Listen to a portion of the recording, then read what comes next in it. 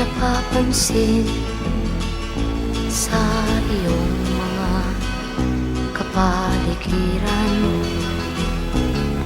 Kay dumi na ng hangin, pati na ang mga ilog natin. Hindi nga masamang pag-unlad at malayo-layo na rin ang ating narating. Ngunit masdan mo ang tubig sa dagat, dati kulay asul, ngayon'y naging itim.